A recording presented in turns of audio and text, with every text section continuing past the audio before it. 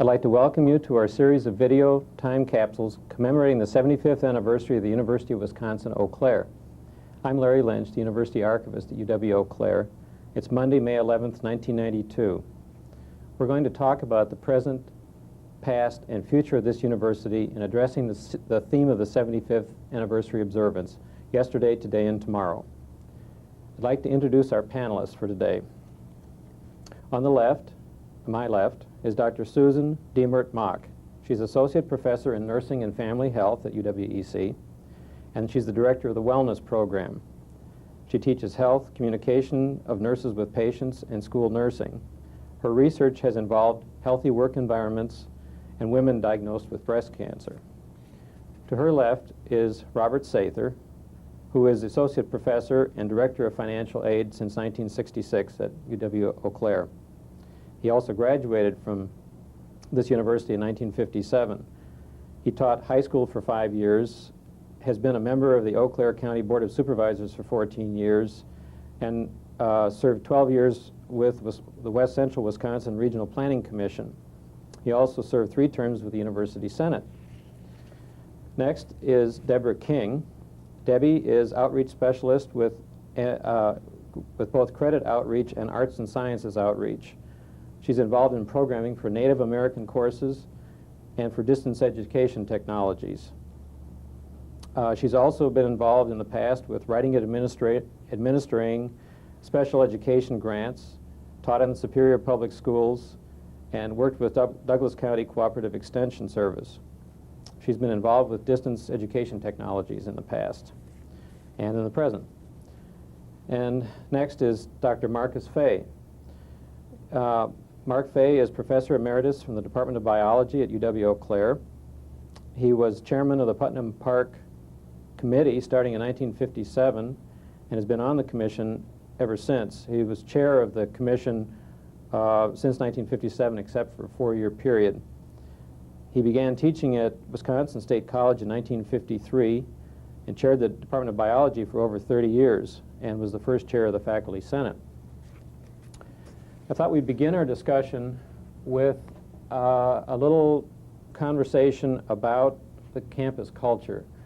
I've heard repeatedly in the short time that I've been here about this campus being unique and different and having a special relationship with one another on the staff and faculty and with the students. And I guess I'd just like to have each of you comment on that from your own perspective, and if you agree with that or if you see any things that are maybe not quite as good as they should be. Susan? Well, I think there's definitely a sense of community on this campus. I'd like to see even more of a sense of community because one of the things that I see is that people seem to think that this university's gotten large and I can't see people across campus as much. I can't go all the way up the hill or all the way across the river. And really, it seems like a very small campus to me, and people are usually very available and very open to talk if we just get ourselves to meet them somehow. And so as my position as a wellness director, I see a real need to encourage people to get together as a way to become more of a community, I guess. And I think there's a real possibility here since we are close and it's small. In regard to the campus culture with students, I definitely see a real connection with students here. It feels very nice to be able to know students and meet with students. I have some real concerns, however. I have a class of 90, for instance, this semester, and my philosophy is to be very close with students, but it's really hard when you can't get to know everyone's name by the end of the semester. So I think there are some things that and that has not happened in the past that much, that we've had that many large classes. But the culture, in a lot of ways, in terms of the connection with students and staff, as well as faculty, definitely is happening. And we have projects, for instance, that sort of try to get students, staff, and faculty together. For instance, an environmental project, whereby the university needed to have an audit done on trash. And so one of the things that happened is that people asked students in their classes to help with that as well. And so it was sort of a student, faculty, staff type project. And I see that happening much more in the future as we move towards an integration, even more of an integration than we feel here. So there's some opening. Do you think that this campus is significantly different from other similar types of institutions? Yes, I think so. I think there's more of a attention. A main mission is teaching in terms of being there for students. And so I see a lot of sort of rules or unwritten rules that are related to being available to students, and that continually reminded that teaching is our mission. And so I think that's a very definite difference, for instance, from other Big Ten universities that I've been to. Bob Sather, what do you have to say about the campus culture? Well, my perspective bridges probably 40 years being a student myself here, of course. And I think one has to go back from a historical perspective that the model of this institution began with the teacher college concept, first of as a normal school, which was a county school to prepare students for to become educators and teachers in elementary and secondary schools. And that model pretty much dictated the fact we'd have a ratio of 1 to 15 to 18 to 20 students per faculty member. Furthermore, that model also evolved with the idea that we would have the actual instructors, professors doing the teaching, and one would not have TAs, teaching assistants, doing the primary work at the undergraduate level and the freshmen and sophomores. So in other words, initially the students, as they came to the university, were introduced to quality education to begin with. And that model has pretty much transpired through and transcended some 30 years. Now, there are a lot of influencing factors, of course, which are probably eroding that particular model, and it's primarily political and financial. And the university is slowly, if you will, moving away from that low teacher-student ratio in a number of areas into what is more of the traditional model of a university, and it does certainly erode the personal contact that the student has with the primary instructor, if you will, or professor. And I think that probably is detrimental, and it is not as good as is in the past. As far as the culture, I think that one can summarize that the culture is somewhat conservative because it evolved from a very conservative model. More, if you will, the model is rolled on the administration of more of a private type school by the low teacher-student ratio. And that's, again, the faculty continues to fight to preserve that.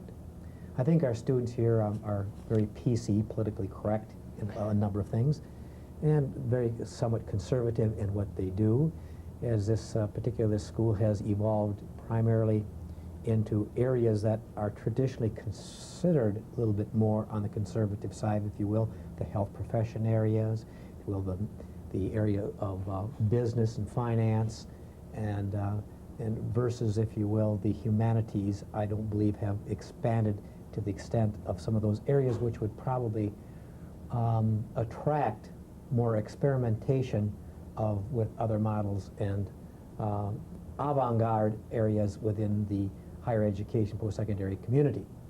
So in a broad introduction, I think that's probably where we were and kind of where we're at now, and where we're going to go today. That is yet to be decided. It's interesting you mentioned political correctness, and anymore it's kind of hard to know who's on what side.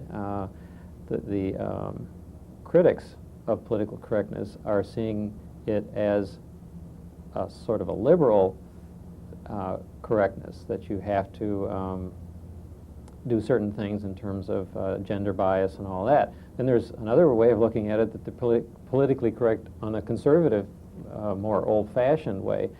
What do you see as the politically correct way to be on this campus? Well, I think that primarily the students who see themselves as politically correct like to see themselves as avant-garde and protectors of biases.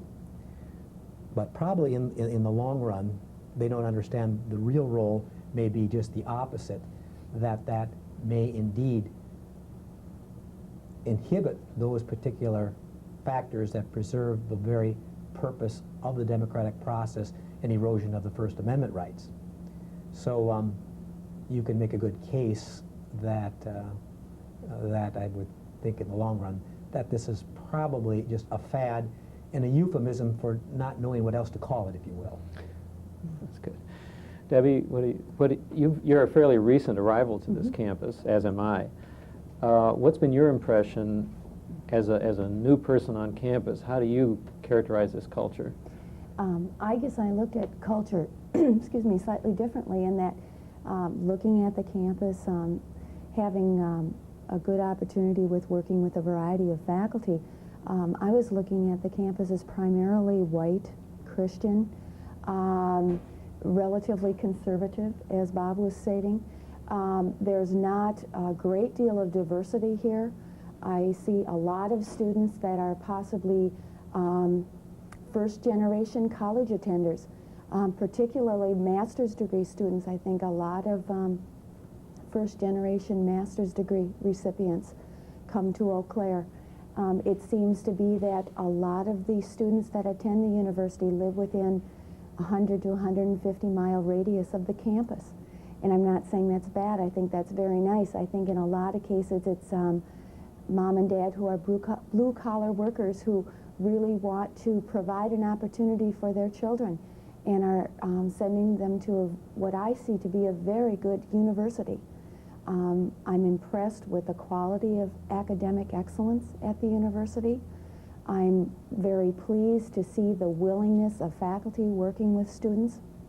As an academic staff person, I'm in contact with all of the different schools at the university and the faculty people, and not only are they willing to work with students, they're also willing to work with people like myself who are providing program support. And I would like to see, if we're looking at things that you'd like to see improved, and that would be diversity, racial diversity, religious diversity. I feel that our students are indeed interested in these things. I think some of it is just lack of opportunity. Because I work with a lot of Native Americans and had the fortunate opportunity of putting on a demonstration powwow.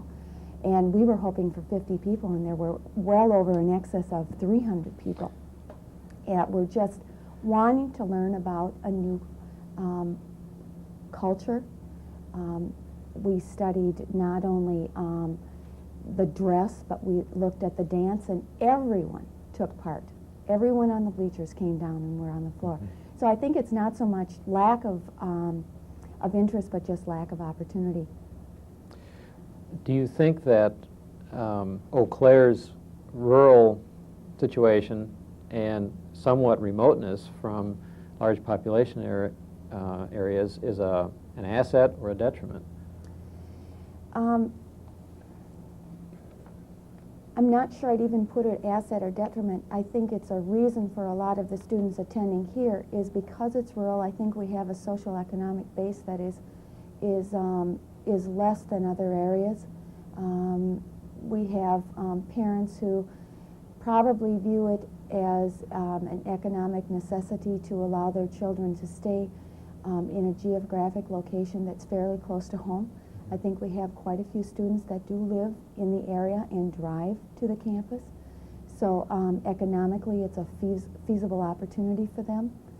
And so I'm not sure if it's an asset or a detriment. I think it's just maybe the way it is. Mm-hmm. Probably the way it is has something to do with the finances, Debbie, as you mentioned. For a student to come from out of the state of Wisconsin, it's another $4,500. The normal typical fees for semesters about around $1,000 in today's money, so $2,000 a year. Well, when you add to that another $4,500, one can be as philosophical as they want, but until the pocketbook can deliver those dollars, you're then in the marketplace with many other schools which probably offer as much, or if not more than Eau Claire for those dollars. So one has to look at the financial impact as in attracting a more of a diverse type of a student body. Mark Fay, you've had a long association with this university and with the community.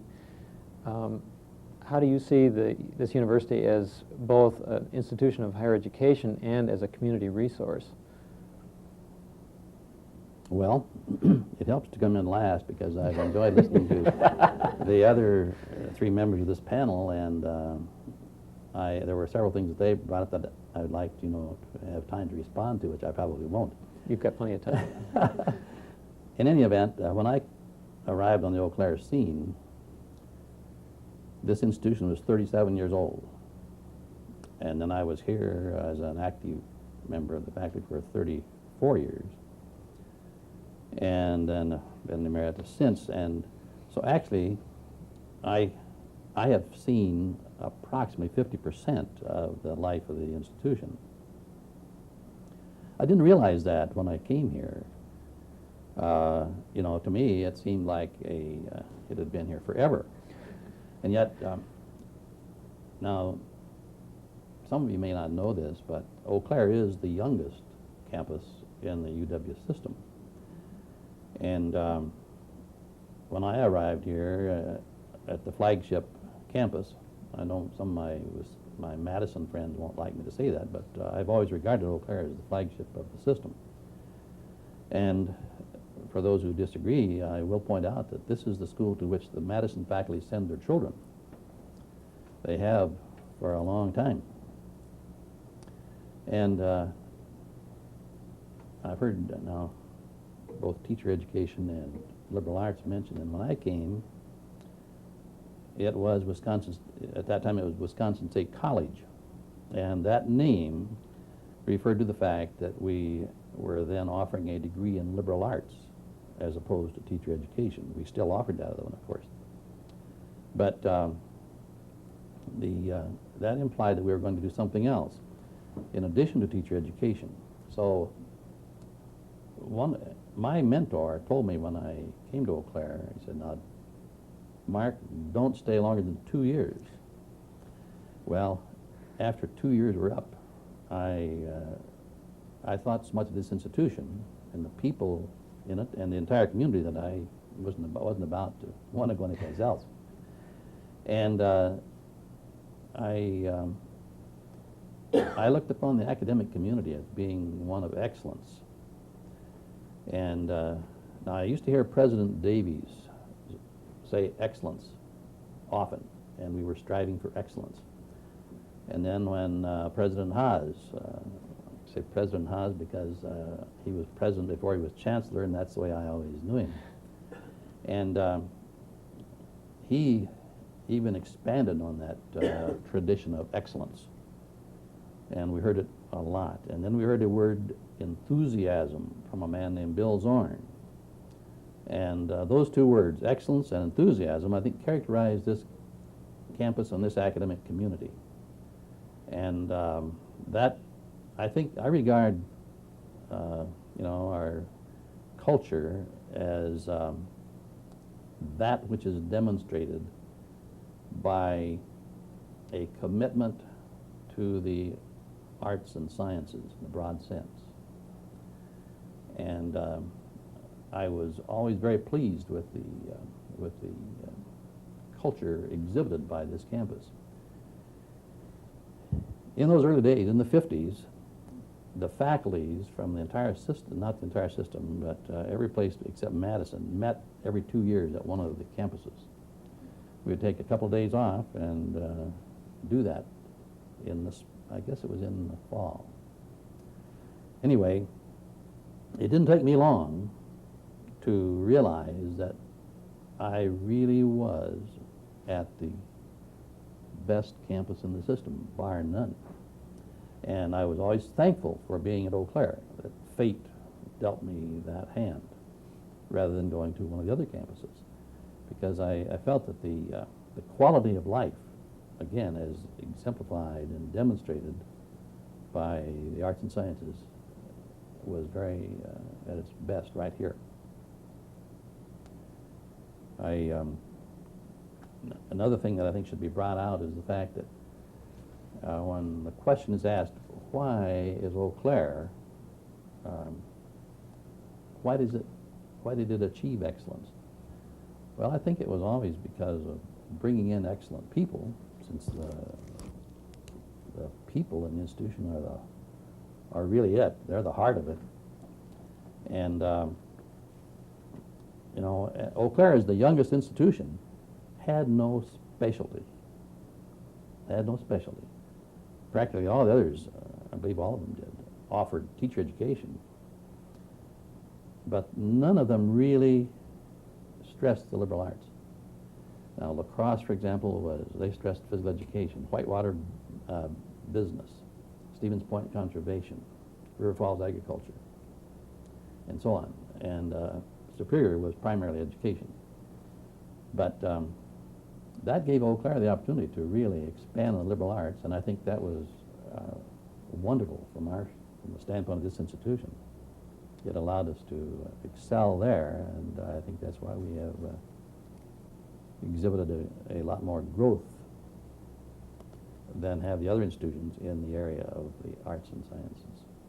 Do you think that the way we're re-examining education and possibly taking a fresh look at liberal arts after 20 years of acute specialization, does that put Eau Claire in a rather unique position? Do you think that the arts and sciences are going to make a comeback, so to speak, in prestige against these ultra specialties?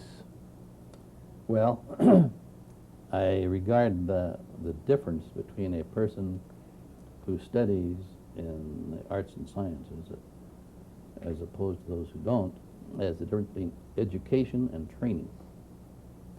And you can train people in many things, but to be educated, they should have, I think, a strong background in the liberal arts first, and then go on and specialize in whatever activity they may wish, in which they'd like to earn their living. But I think that the quality of the person and the quality of that which may be contributed to society by an individual will always go back to the arts and sciences. That would seem to put Eau Claire really in a unique position, and that's been my impression in the 2 years that I've been here as well, that Eau Claire just suddenly finds itself right square in the mainstream, so to speak, of what education is all about.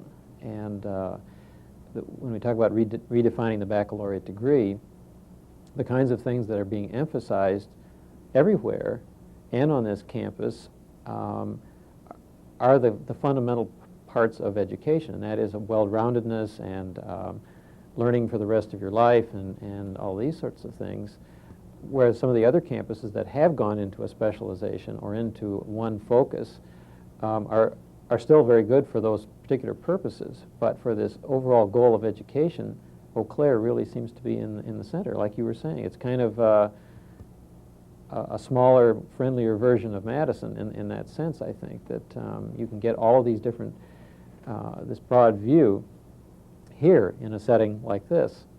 In fact, I did want to follow up one more question for you, Mark, and that is, from your perspective in ecology and an understanding of the inner workings of the whole natural order, coming from that perspective, how do you see Eau Claire fitting into a global economy, a global community, so to speak? Is there a way that we can fit into that? Well, I believe that an institution like Eau Claire is in a good position to teach ethics, environmental ethics, for example.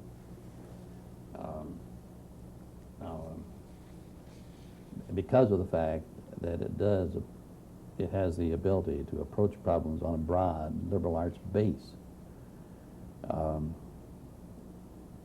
Now, my undergraduate degree is a BA, not a BS, and I've always been glad about that because I enjoyed my activities in getting that Bachelor of Arts degree. And I think that improved my perspective when I then became a scientist. And I was just thinking not too long ago regarding Putnam Park out here, which I think is one of the university's greatest assets. The Putnam family, after which that park is named, can be traced back to about the year 1000 AD in England. So that Putnam family is about 900 to 1,000 years old, shall we say, or at least known that far. Now, how many generations of people would that be? 30, and of course the people didn't used to live so long, so I suppose probably 40. We could round it off. Now, we have some white pine out there in the park, some that are quite big. So that's about, this park would represent, say, 30 to 40 generations of we mere people. It represents only 2 generations of white pine, only 2. And then, of course, as the setting itself, the park itself, it's just a split second in geological time. And if we, a few years ago, back in '76, I was asked to prepare a little brochure regarding the park for the rededication of the park as a part of the bicentennial activities. Well, I dedicated that little brochure to our first granddaughter since she was born in '76. But I also indicated in there that I hope that, since that was the bicentennial, I hope that when we have our quadricentennial, that places like Putnam Park still exist. And I think we have to have a long-term perspective.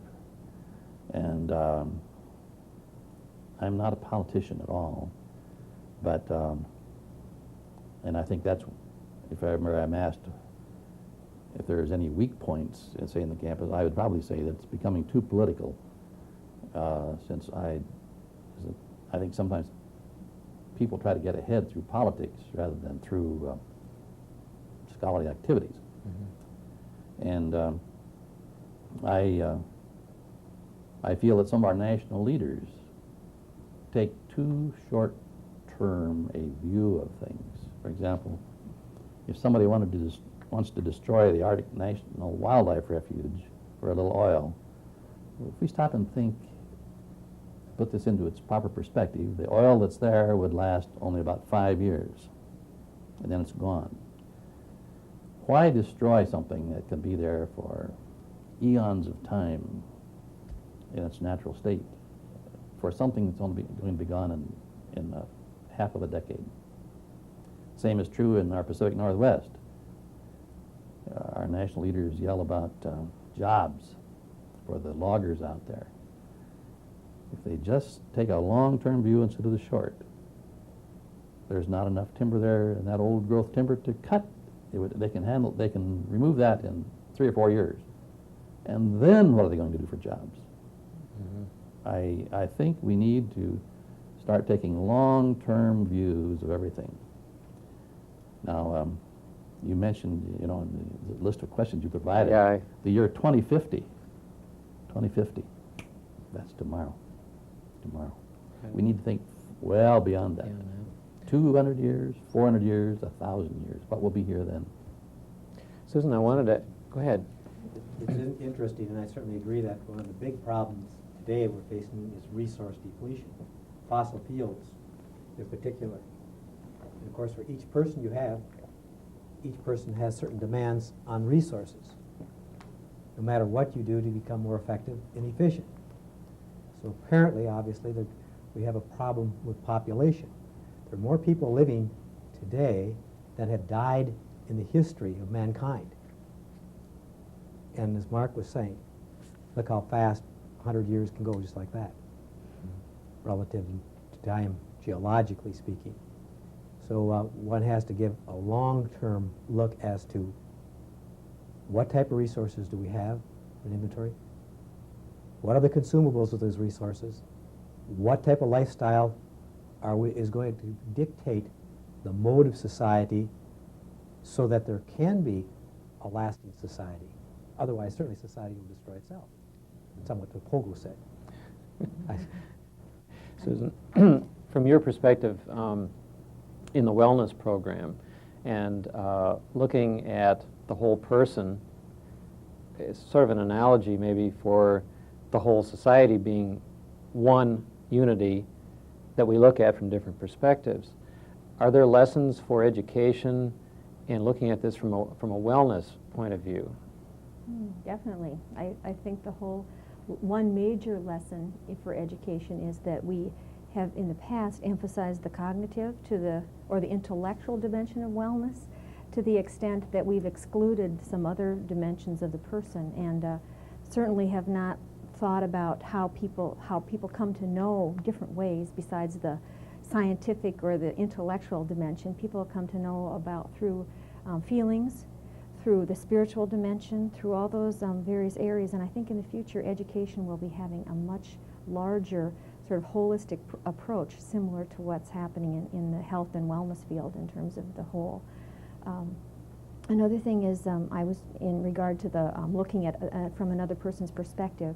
One of the things in wellness, in order to get along or to be with other people in society or to think of the whole rather than just individual people, is the issue of how to relate to other people. And I think one of the things that we're going to be learning a lot in education is not just the intellectual area, but also how you relate interpersonally to a greater extent and how you get along with other people that are different.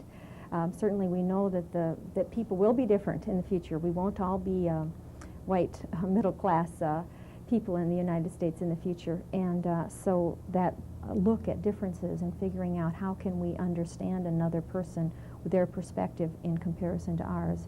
We certainly have a lot of rules right now or norms in our society, and I think on this campus, basically, like you said, fairly conservative and where we came from, we have a lot of norms that are definitely related to white male, middle-class thinking. And that does not take into play some Native American people. It doesn't take into play some of the gender differences of people. Although we have more than half students that are women, we still have a lot of norms in our culture that are related to that white male, middle class. One thing I wanted to comment on that Mark mentioned is the issue of thinking globally. And I think that our move here on this campus to have an international perspective is really helpful. And we certainly have a big movement to have students go other places. I don't know that you could ever learn the extent by reading or just hearing someone talk about it as you can by going and immersing oneself in another culture. And I think there's a real need for our students. Some students I have not really even been to Minneapolis-St. Paul. I mean, it's just hard for me to imagine that people grow up and don't go anywhere, maybe a 60-mile, 90-mile radius from where they live. And I think this whole push to encourage students to go to other countries, at least other campuses in the United States, is very helpful. But along with that, I think we have a real need for faculty to do that.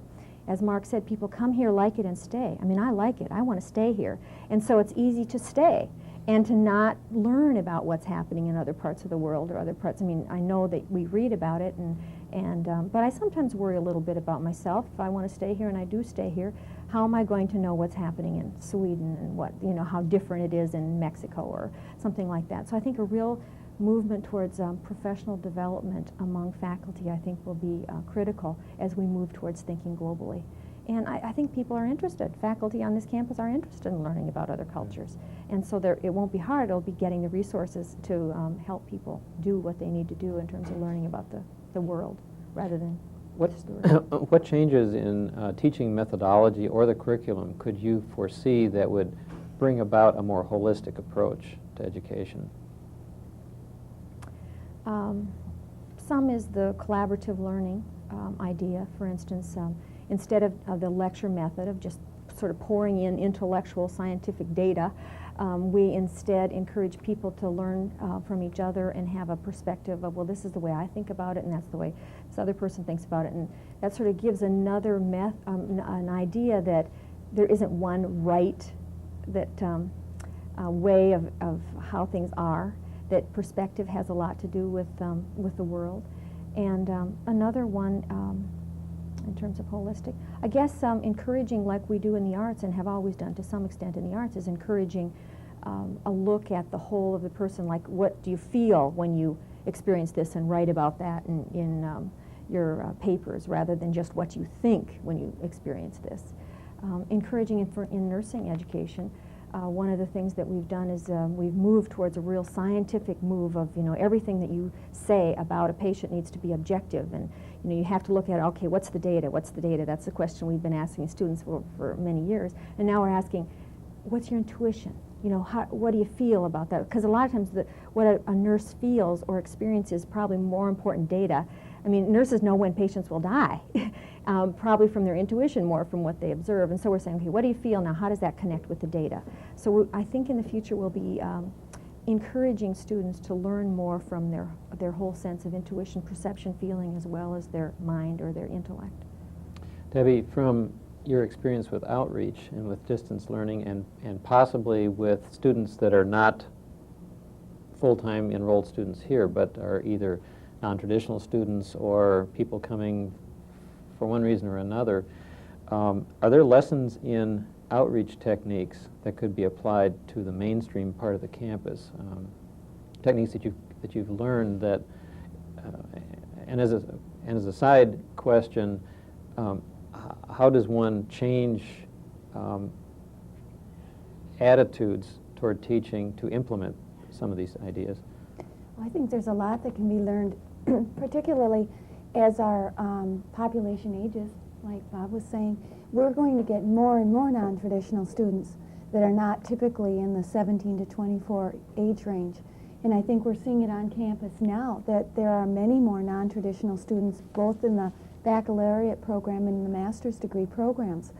The biggest change that I can see is changing the mode of teaching into more of a facilitation mode of, rather than the teacher standing up and expounding on all the great knowledge that he or she may possess, and the students vigorously taking down the notes and then just simply memorizing them and giving it back on a test. The instructor serves as a facilitator to integrate not only the knowledge that he is trying to share or she is trying to share with the students, but to also involve the experience and the knowledge base that the student already has. I think we see that probably more and more with your non-traditional students, because they have experienced parenthood oftentimes, or unfortunately sometimes divorce or other types of trauma, death of spouse, death of children, and those experiences do have a significant makeup that makes that person real. But I think that we must not underestimate that children living in this ever-changing world are also have experiences that give them a knowledge base on which we can learn some things. And not that the teacher ever should be not available and not teaching the knowledge that's available, but also being open to collaborate, like what Susan had said, and to work with the student, and also to appreciate that there may not be all right answers. There may not be one way of arriving at a given situation or result.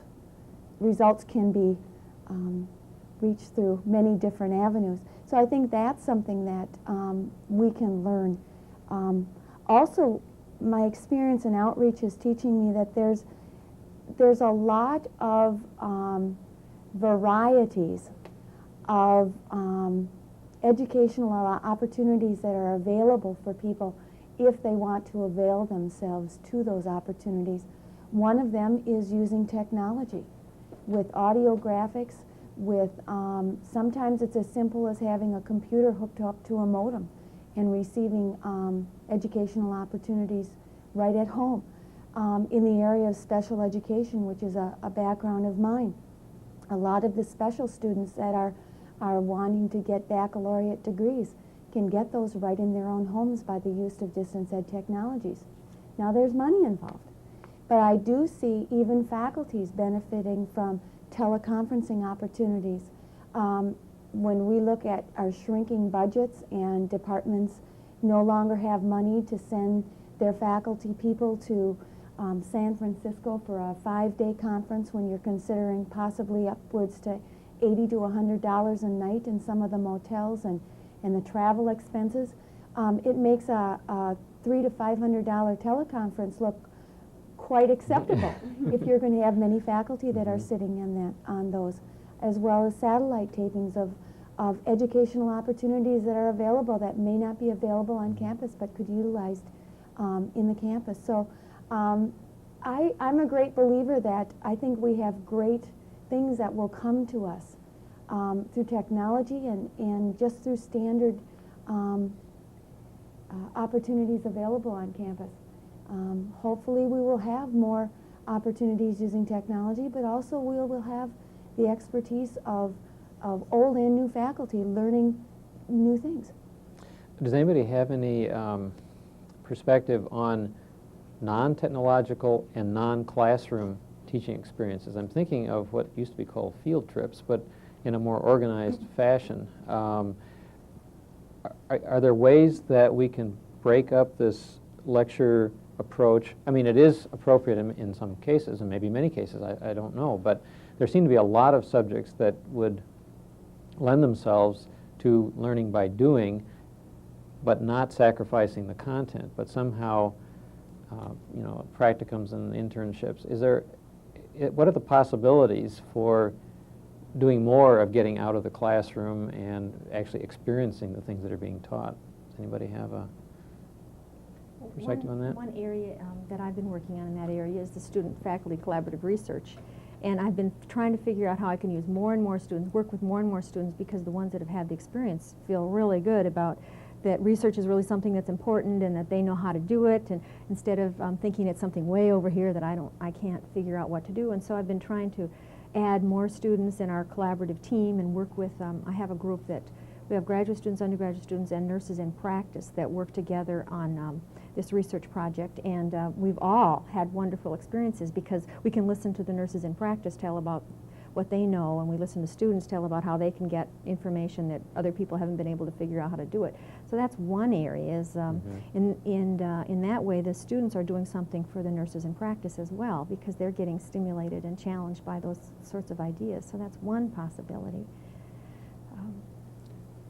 Bob, I was wanting to ask you, from a student perspective, you've seen a lot of students over the years, and you've been one. How do you think, a lot of students when they arrive as freshmen just want to sit in a class and have stuff fed to them, basically. That's what they're comfortable with. Maybe that will change as high schools change their approach too. But what do you think students expect, and what they would accept of a different approach to education? Well, I think the students, for the most part, trust the wisdom, if you will, of the instructor. And to suggest that this university hasn't been doing some of these things, I think would be erroneous. I think the biology department is a good example, using the entire campus as a fertile field for its laboratory. Many days you see the students out looking at the biotonical things which grow in the campus, or the mycologists working on different things, the algaeologists looking on algae, doing samples. So I don't know if it's done so in a formal sense in a publication, but I think it is integrated a great deal within the curriculum. Certainly the classes in sociology, they take trips to the centers where people are housed for mental incapacities. Criminologists go to penal institutions. So all these things are being done. To what extent they should be expanded upon and do more, that is somewhat subjective. One can go so far as pretty soon the content or the syllabus of the curriculum isn't a syllabus and is not a curriculum. One has to be cautious of that. Or maybe one shouldn't be cautious of it. Depends upon your philosophy. But I think this school has been conscious of, quote, the syllabus, and there should be a certain amount of achievement between the time you come in, the time you leave, whatever that might be, somewhat measurable some way, somehow. And that's the purpose of the classroom and of the education. But the classroom can take on many dimensions, and of them, of course, can be these experiences. And certainly the international studies program, studies abroad, that has grown just phenomenally. We have literally hundreds of students going each semester to all parts of the world, as well as some faculty members. So these movements are taking place. Whether they're taking place with the rapidity that one would like, or most would like, I don't know that. But it certainly is a orderly process, as all things have been done here kind of in a somewhat orderly process for the last 40 years. And I don't think that's necessarily all bad. And so these experiences and these movements to experience other cultures, other areas of other countries in their educational system, these movements have been going on for the last 10 or 50 years, and I think they are very positive. To what extent they will continue to expand, I really don't know. There's been a lot of talk about the redefinition of the baccalaureate degree and changing the curriculum and possibly incorporating interdisciplinary courses and civilization courses and changing the mix of the core education. Do you have any perspectives, I'm sure you all do, on where that ought to go? Mark, you are responding here. Well, I have gone through the contortions and even worse things than that regarding, that kind of a question over the years. And I'm not one who gets very excited about that type of thing. I really am not. That's one of the things, that will create a lot of committee work.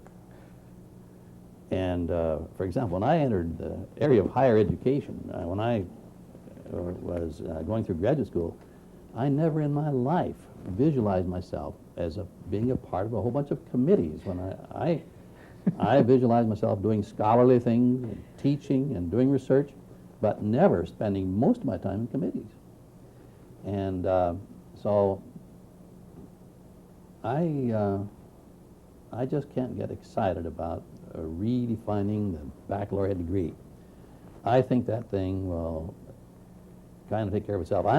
Maybe I'm kind of a maverick on some of these things. I have never felt we even needed a school curriculum committee. Some of the best universities in this nation, that is, those recognized as such, and most of them are fairly large, but the departments determine their own curriculum. And, they could care less what some other department in the same school is doing. They determine the best curriculum they can offer with their resources, and they offer that. And I feel that's the way it should be. And then, some time could be devoted to maybe tying that all together into a degree, but I don't think it should take very long to do. Do you think there should be more interaction among departments so that they aren't isolated subjects as opposed to different ways of looking at really the same reality? Yeah, I'll sure go along with that. Now, this dates me too much, so when I came here, we had Schofield Hall and Brewer Hall, and we had a little building that was called the Music Annex, something like that. The physical plant was over here right beside it, beside Schofield. And that was it. We just had 2 buildings, really. And we were in those 2 buildings, and everybody, I remember there were about 50 faculty members and 810 students, I think, the year I came. We had a picnic at the beginning of school, and by golly, by the end of that picnic, I knew every single member of the faculty.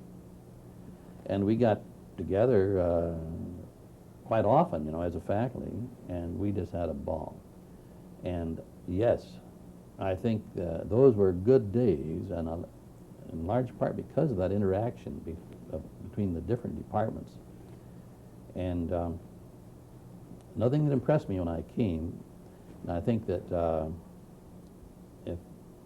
if there's excellence on this campus, and I think there is, I think it's going to go back to those people who were here before I was. They were here when I came, and believe me, those were hard-nosed people that demanded a lot of their students. They, this was no soft place to go to school. I could see that when I arrived.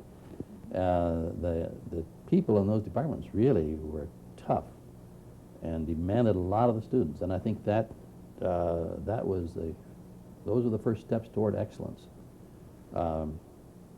They in all departments, that I can think of. And so right away I could tell that we were turning out at this institution very fine graduates. Do anybody else have any comments on any needed changes in the curriculum or in the way that maybe students are processed through this university, what's required of them, and what they need in order to really be educated by the time they leave? Anybody? I'll comment at the expense of perhaps making a mistake. I think whatever the curriculum, I think the curriculum ought to be solid so the person does have a foundation in the liberal arts to be able to specialize as well for all the things that will be repetitive what Mark said. But whatever that definition is, it should have a timeline. I feel that all too often now it's what was a 4-year college education now has been become a 5-year education. And I'm not so sure that people leaving with 5 years are any better than those who are leaving 4 years. Now let me suggest it not necessarily only from an educational standpoint of view, but also probably from a financial standpoint of view. We're having 20% inflation of the cost of the baccalaureate by going to a 5-year program. That's not even counting the fact that that person will not be in the marketplace to have earnings over that 1-year period, which took another year to go to school. Extra resources on the parents, student borrowing and student indebtedness, and I think all too often the faculty is not as concerned about the consumer, being the student, by putting on extraordinary, extraneous courses, whatever they may be. So perhaps the faculty ought to be put down in a room, and nobody leaves until we get a 4-year program, whatever the program is going to be. I think they could come up with a 4-year program which solve repetitive meeting after meeting after meeting after meeting by doing something of that nature, so that a student could come in here, and if the student began on a particular course, and I'm not saying if a student was a pre-medicine and goes into something absolutely different, such as art major, then it wouldn't take more time. But if a student came in within one discipline, should graduate within that discipline in a timeline which would be reasonable, like say 4 years. Well, go ahead. That means we have to let go of content. That'll be the agenda for the future, is that people are still holding on to a lot of content that we used to think baccalaureate students had to have. And really what it is the process of what they have, because they can't possibly get all the content that they need anymore in a college education. There's way too much content out there. So you think content, some of it is more than, or is extraneous to what the main purpose of the... Right. If we're thinking they need to learn how to think critically, they can think critically on a lot of different topics. They don't have to read these certain books or know this much about this particular area. They need to. Well, is there X amount of content that does need to be grasped? There has to be, and we have to make decisions, hard decisions about what content that is. This is a video time capsule, so one thing I wanted to do, and this will probably be our closing statement, is if you were talking to somebody in 2050 and you would like to send a message to them about our times now and our hopes for the future and what you might want to warn them about or hope that they would accomplish between now and then, what would you say to a person in 2050? Susan, why don't you go ahead and start? Oh, it's a hard one. What would I say? I would say that this is a nice time. I like this time. It's fun to be here and to be connected with students in the way that we are. I like the idea of being at a university. There's a lot of interdisciplinary sort of communicating and challenging that goes on in this time. People are open to listening to each other to some extent and to trying to convince each other to some extent. And I just hope that students will, in the future, will have time to be students. I worry some about what's happening now in terms of they're having to work so much and not be able to spend the time on studying. So I hope the students of the future will have time to study, learn, and have the baccalaureate experience. Bob, what would you say to a person in 2050?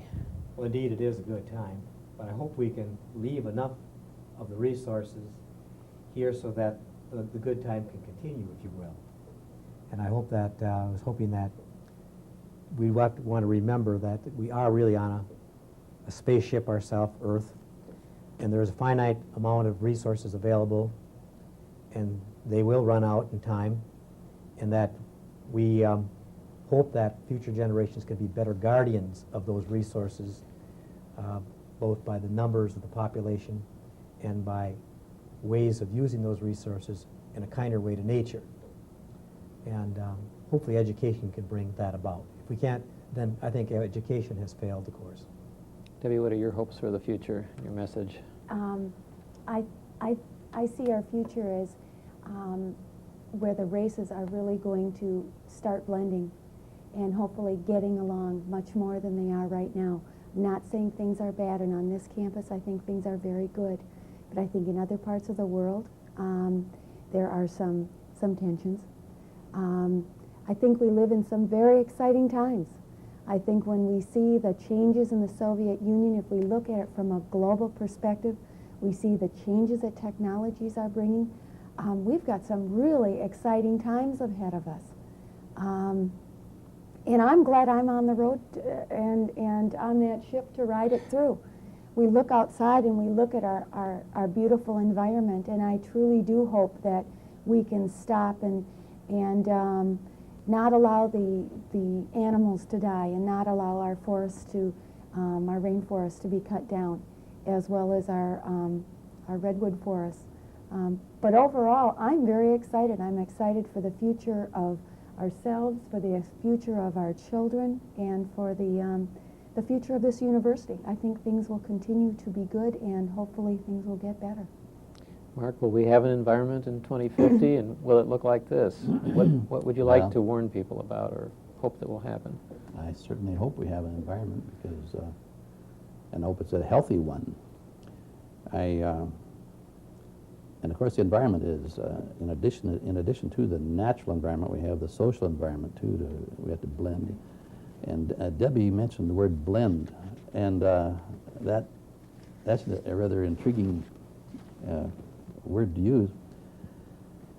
When it comes to the problems we have with racial issues and these things that happen in the inner cities, and then when we hear people say that Eau Claire is such an isolated institution, that it is that the students don't get around enough, well, that's probably all true, but I hope that by 2050 things have evolved to a somewhat happy solution of these problems.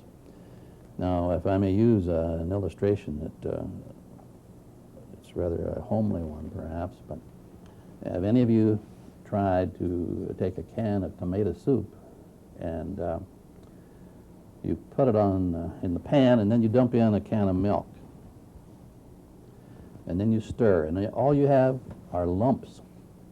You end up with lumpy soup. And it has taken my wife almost 50 years now to, that'll happen very soon, to teach me to pour in a little bit of milk and then mix, and a little bit more milk and then mix, and eventually, it doesn't take much longer, but you end up with smooth soup. And when you try to force things too rapidly, for example, it just doesn't work. In other words, I saw this happen when I was the director of Pigeon Lake Field Station. At that time, they had the Job Corps Center up near Clam Lake. And they brought these young men from the inner cities, from Chicago, somewhere from New York, Milwaukee, and dropped them up there.